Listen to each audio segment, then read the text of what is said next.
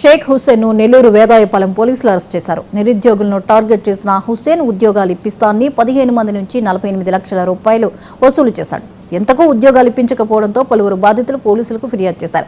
హుస్సేన్ విచారించిన పోలీసులు అతని నుంచి 25,20,000 రూపాయల నగదు స్వాధీనం చేసుకున్నారు. చెడు వ్యసనాలకు బానిసై జల్సా జీవితానికి అలవాటు పడి డబ్బు కోసం నిరుద్యోగ యువతను మోసం చేసినట్లు విచారణలో తేలిందని నెల్లూరు అడిషనల్ ఎస్పీ దీక్ష వివరాలు చెప్పారు.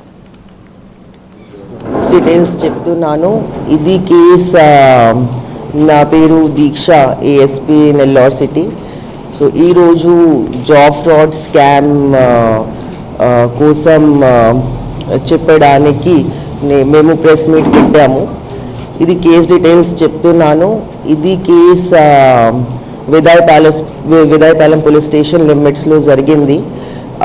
మాకు 10 days ముందు ఇన్ఫర్మేషన్ వచ్చింది. 15 persons నుంచి ఫిర్యాదులు వచ్చింది.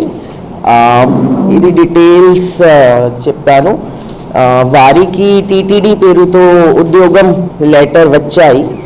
ఉద్యోగం కోసం ప్రతి మంది 5 lakhs చెల్లించమని వారిని అడిగారు. సో వారికి జాబ్ చేయడానికి 5 lakhs, almost 3-4, somebody gave 3 lakhs, somebody gave 4. So ఇచ్చారు. తర్వాత వారు జాయిన్ చేయడానికి వెళ్ళినప్పుడు అక్కడ ఉద్యోగం లేదు. నా పేరు దీక్ష, ఏఎస్పీ నెల్లూరు సిటీ. సో ఈరోజు జాబ్ ఫ్రాడ్ స్కామ్ కోసం చెప్పడానికి మేము ప్రెస్ మీట్ పెట్టాము. ఇది కేస్ డీటెయిల్స్ చెప్తున్నాను. ఇది కేస్ వేదాయపాలెం పోలీస్ స్టేషన్ లిమిట్స్లో జరిగింది. మాకు 10 days ముందు ఇన్ఫర్మేషన్ వచ్చింది. 15 persons నుంచి ఫిర్యాదులు వచ్చింది.